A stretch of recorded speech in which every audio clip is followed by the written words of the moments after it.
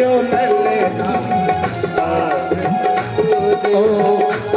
भयो ललेना, आज भयो, आज भयो ललेना, ललना ललना ललना, आज ललना ललना, देखो आज भयो ललेना, आज भयो, आज भयो ललेना।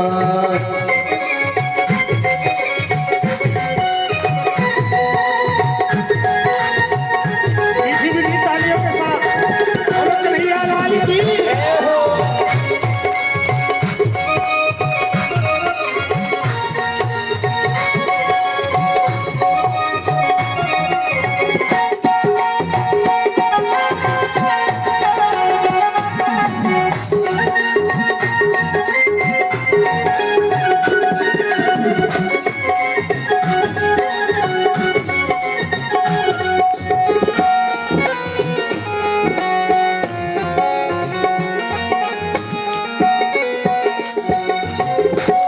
बड़ी मुश्किल से सुबह घड़ी आई, देखो गोकुल में बज रही बधाई।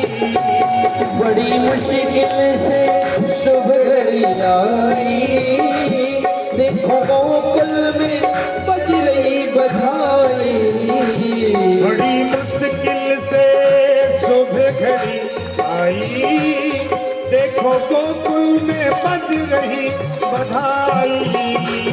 बड़ी मुश्किल से शुभ घड़ी आई, देखो गोकुल में बज रही बधाई।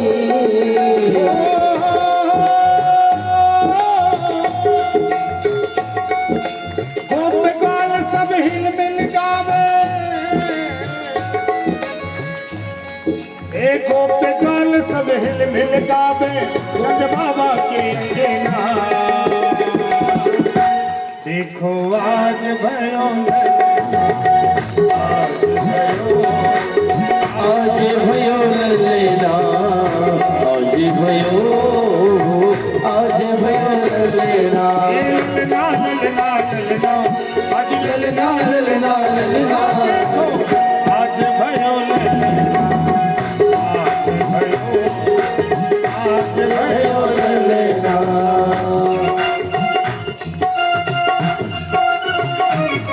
बधाई हो।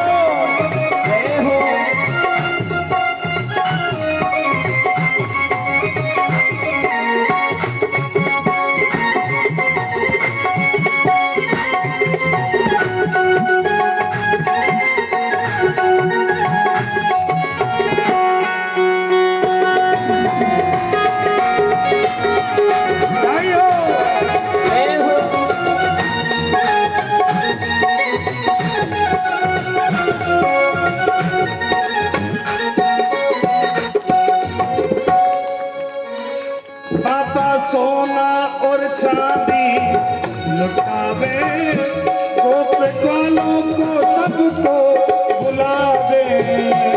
बाबा सोना और चांदी लुटावे, गोपी वालों को घर में बुलावे। बाबा सोना और चांदी लुटावे, गोपगालों को घर में बुलावे। बाबा सोना और चांदी लुटावे, गोपी वालों को घर में बुलावे। ये जिसने ये खबर सुनी है, जिसने ये खबर सुनी है, पढ़े उसे ना चलेगा। देखो आज भयो आज भयो, आज भयो ललेना, आज भयो, आज भयो ललेना, ललना ललना ललना, आज ललना ललना ललना। देखो आज भयो आज भयो ललेना, आनंद भयो, कन्हैया लाल की, आनंद भयो, कन्हैया लाल की, कपाल की, कन्हैया लाल की, कपाल की, कन्हैया लाल की, आनंद भयो, कन्हैया लाल की। आनंद भयो।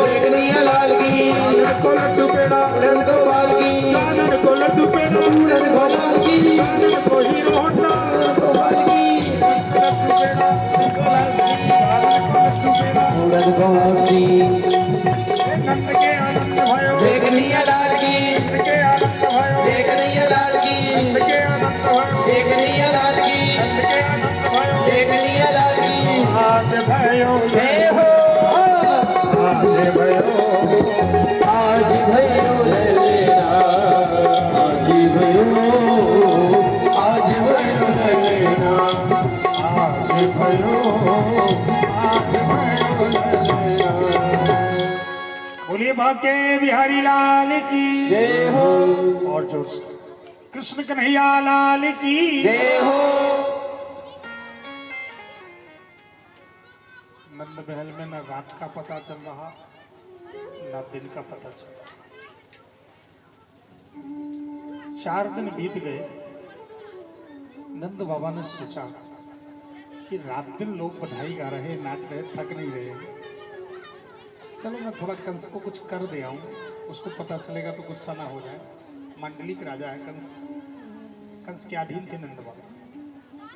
बैलगाड़ी में दूध दही मक्खन आदि लेकर के कंस के यहाँ गए। गोपान गोकुल रक्षायाम निरूप्त मथुराम गतः।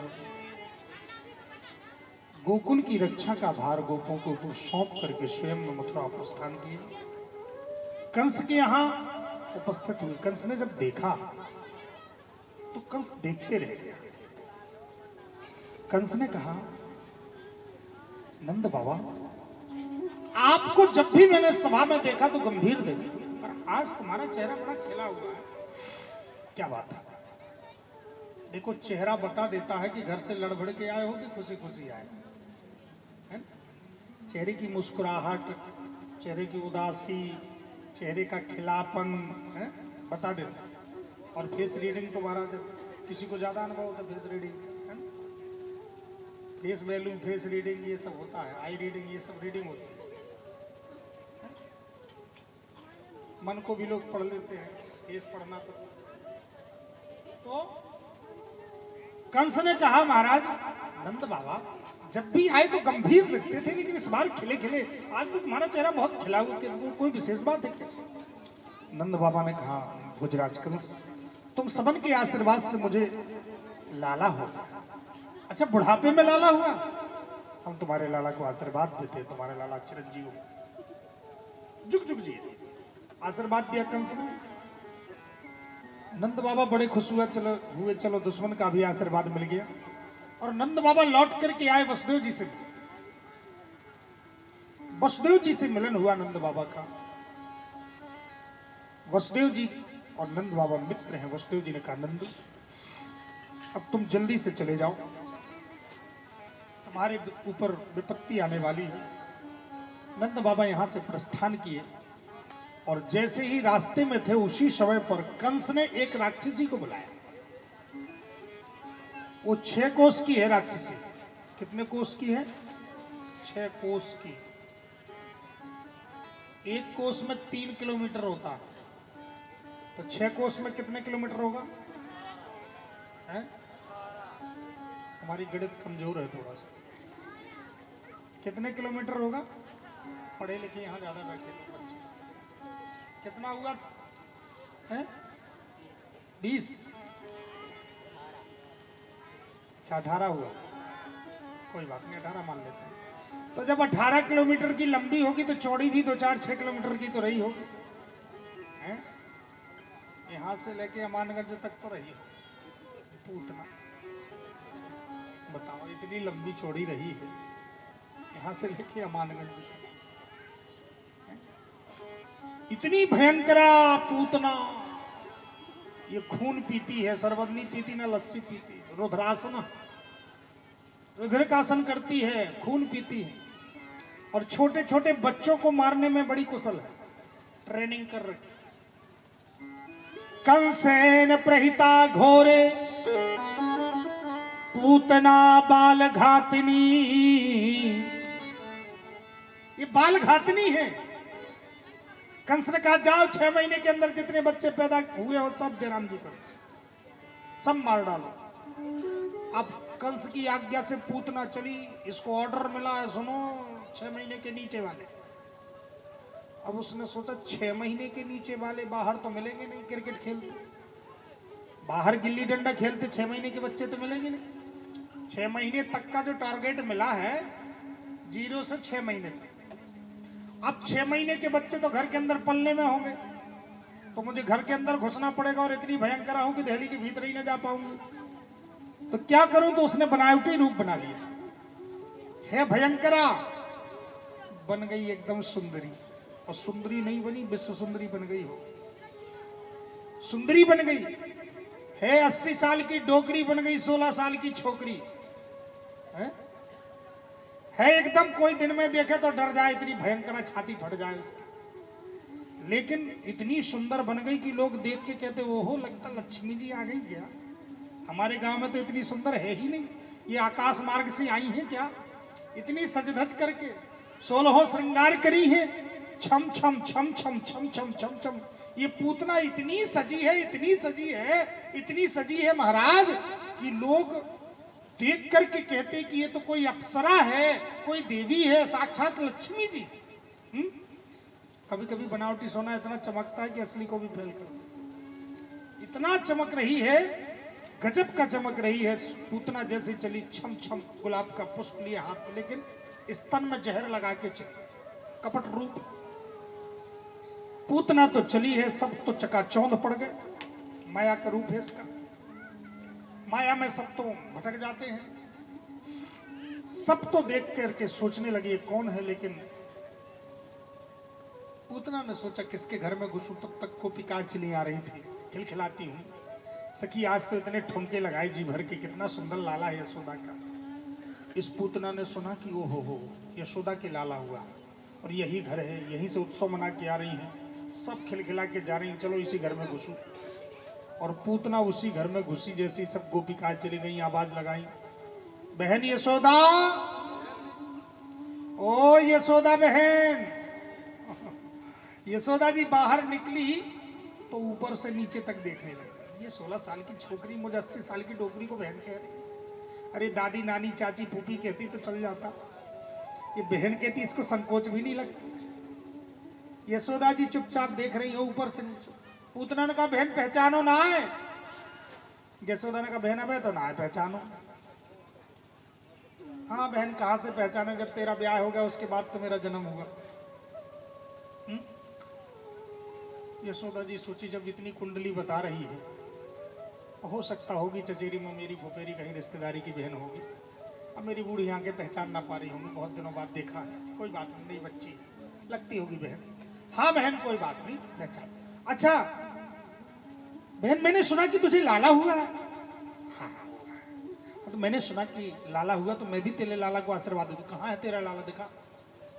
यशोदा जी ने कहा जब तू मेरी बहन है तो तुझसे क्या दुराव, चली जा पलने में खेल रहा, जब तक मैं कुछ झाड़ू पोछा कर लूं और तू जाकर के लाला को आशीर्वाद दे दे, फिर बैठ के दोनों बतराते हैं। उतना तो चाह रही थी कि अकेले में मौका मिल जाए।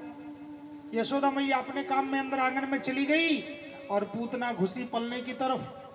कन्हैया पलने में खेल रहे थे, जैसी देखे ओहो मौसी आ रही है, आओ मौसी आओ। माँ की बहन बन के आई है, मासी मतलब मौसी। ये मौसी, लेकिन ऐसी मौसी तो पहली बार देखी। ऐसी मौसी तो पहली बार देखी जो मौसी जहर पिलाने के लिए आए। मौसी के अंदर तो माँ की तरह वात्सल्य होता है, माँ में और मौसी में क्या अंतर है। तो माँ मासी जो होती है, मौसी वो तो खिलाने आती है, लाड़ लड़ाने आती है, आशीर्वाद देने आती है, लेकिन ये मौसी तो जहर पिलाने के लिए आ रही है।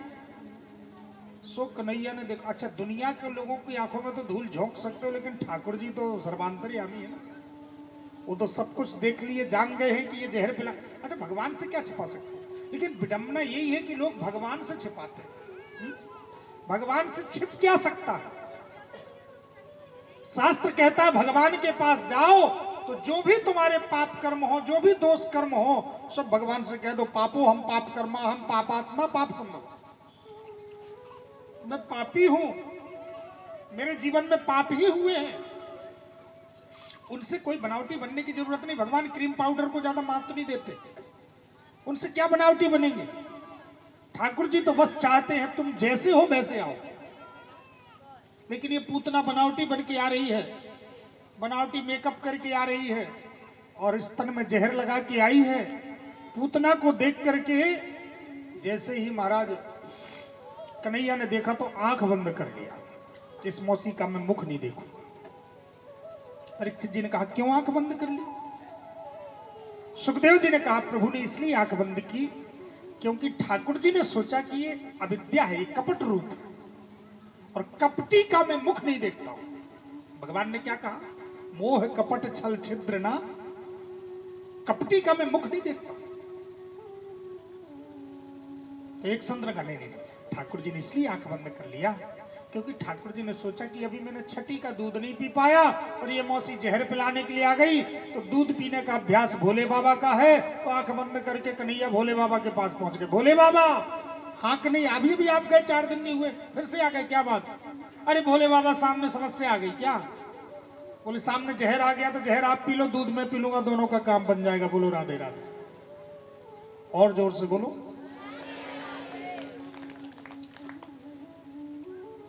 एक संत ने कहा भगवान ने इसलिए आंख बंद कर लिया, विबुध्यताम बालक मारिकाग्रहम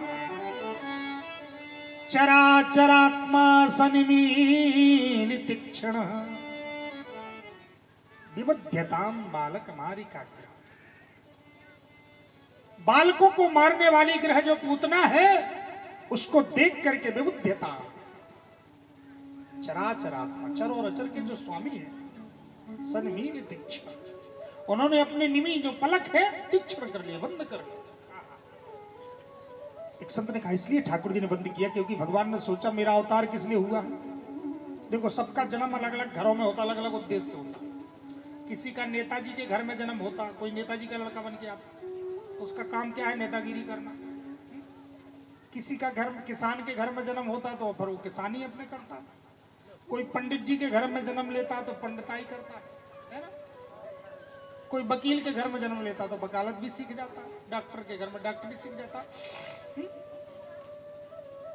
अपना अपना काम होता। भगवान का काम क्या? भगवान ने सोचा मेरा अवतार हुआ है राक्षसों की ठुकाई करने के। मैं किस लिए आया हूं? राक्षसों की ठुकाई करने के लिए। मेरा काम धंधा खेती किसानी दुकान मकान नहीं है।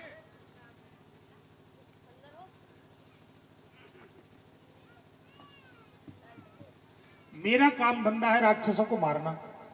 भगवान ने सोचा अभी मैंने छठी का दूध नहीं पी पाया और ये मौसी जहर पिलाने के लिए आ गई, तो अभी दुकान खोल नहीं पाया और ग्राहक आ जाए तो क्या करे? दुकानदार 2 अगरबत्ती तो लगा ही लेता है।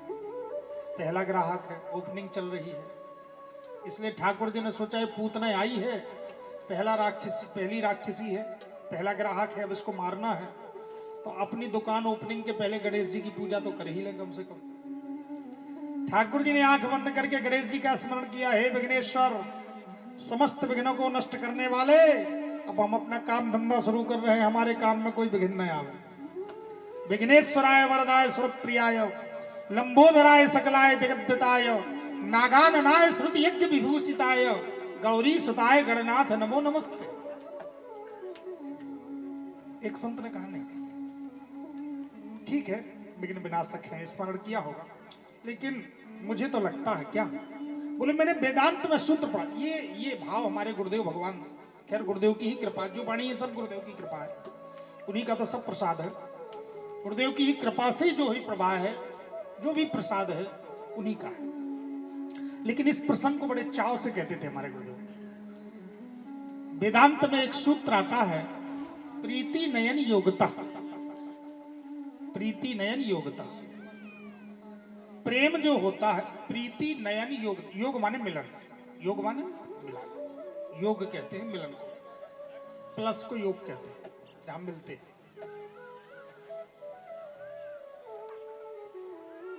प्रीति नयन योगता का मतलब प्रेम जो होता है नेत्र के योग से होता है। जब आंख से आंख मिलती है तभी प्रेम होता है, बगैर आंख मिले प्रेम नहीं होता। भगवान ने सोचा कि ये पूतना मुझे मारने आई है और मैं इसको मारने के लिए बैठा हूं, और कहीं दोनों की आंख में आंख मिल गई तो दोनों में हो जाएगा प्रेम।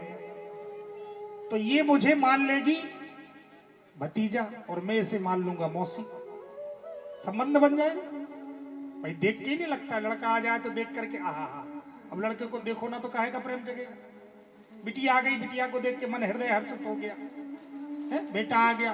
कोई भी संबंध है संसार के, सब प्रेम से ही चल रहे हैं। पशु पक्षी भी प्रेम को जान जाते हैं। हमारे स्वामी आ गए, आप लोग देखते हैं, देख करके वो प्रेम में जब आंख से आंख मिलती है तो वो देख के पहचान जाते हैं, आनंद में डूब जाते हैं। तो भगवान ने सोचा कि ये पूतना अगर मुझे देखेगी, आंख में आंख मिलेगी, तो आंख का लिहाज संकोच होता है। ये मुझे भतीजा मान लेगी, मैं इसको मौसी मान लूंगा, तो ना ये अपना काम कर पाएगी ना मैं अपना काम कर पाऊंगा। दोनों अपने काम में गड़बड़ हो जाएंगे, इसलिए आंख बंद कर लो, दोनों अपने अपने काम में डटे रहे।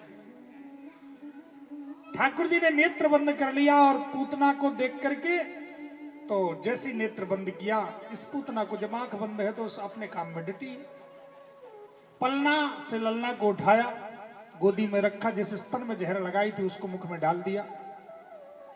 गाढ़म कराभ्याम, दोनों हाथों से कस करके भगवान प्रपीड्य तत्, पहले तो जहर पिए, अब मुख में स्तन रहो तो पहले जहर पिए, क्रोध में आ गए, और जहर पीने के बाद दूध पिए, और दूध पीने के बाद क्रोध में आकर के दुष्टा, राक्षसी, कुल कलंकनी, पापनी, छोटे छोटे बच्चों को मारने वाली राक्षसी, क्रोध में आकर के ठाकुर जी प्राणी रोज समन्वितो पिबत। सुखदेव जी ऐसे ही वर्णन करते हैं। हम तो केवल परोस रहे, जैसा व्यंजन बना है। अब कढ़ी खट्टी होगी तो खट्टी तो लगेगी, परोसने वाला कोई मीठी थोड़ी, और खीर मीठी होगी तो मीठी ही लगेगी, परोसने वाला खट्टी नहीं कर सकता। ऐसे ही व्यास जी ने, सुखदेव जी ने बढ़िया व्यंजन रच के दे दिया, हम तो केवल परोस के आपको पवा रहे हैं, उसी का स्वाद है। लेकिन सुखदेव जी कितने सुंदर ढंग से परोस, कितने सुंदर ढंग से व्यंजन को सजाए हैं। प्राणी रोज समन्वितो पिबत, रोस में आकर के ये प्राण को खींच रही है, ठाकुर जी इसके प्राण को खींच रहे हैं। समन्वितो, प्राण में पंच प्राण होते हैं हवा के रूप में, प्राण, अपान, समान, व्यान और उदान। 5 तरह की हवा शरीर में होती है, 5 तरह की हवा। जो साइंस के स्टूडेंट होंगे, साइंस कभी पढ़े होंगे, आगे पढ़ना, डॉक्टर लोग जानते हैं, उसी को अंग्रेजी में अलग अलग कहते हैं। प्राण वायु, अपान वायु, उदान वायु, समान वायु, और 5 हवाएं आती जाती रहती शरीर से सभी स्वरूप में। तो 5 तरह की हवाएं होती, पंच प्राण होते हैं। उसी में प्राण वायु होती है। प्राण वायु को अंग्रेजी में ऑक्सीजन कहा जाता है। ठाकुर जी ऑक्सीजन को खींचने लगे, प्राण ही रोज समन्वितो पिबत। और जब ऑक्सीजन लेवल डाउन होता है तो क्या होता है आपको पता है? ऑक्सीजन लेवल डाउन होता है तो पता है ना, जब ऑक्सीजन कम हो जाती, बोले कितनी बची, बोले 90, फिर 80, फिर 60। अब क्या हुआ, बोले धड़कन बढ़ने लगी। जब ऑक्सीजन घटती है तो पता चलता, पहले तो भले ना पता रहा होगा, लेकिन जब से कोरोना आया तो सबको पता चल गया कि ऑक्सीजन लेवल भी होता है। और महाराज इतना इसका लेवल डाउन हुआ, ठाकुर जी ऑक्सीजन खींचने लगे, प्राण ही रोज समन्वितो पिबत। तो ऑक्सीजन खींची तो इसका ऑक्सीजन कम हुई, घबराई, आकाश में उड़ी। ये तो सोच रही थी कि इतना हलाहल जहर लगा, 2-5 मिनट में इसका काम तमाम हो जाएगा, लेकिन देखे कि अभी 15 मिनट से लगे हैं दूध पीने में। पूतना सोची एक ऐसा बालक है, अभी तक मरा नहीं, ये तो नहीं मरा, पर मेरी धड़कन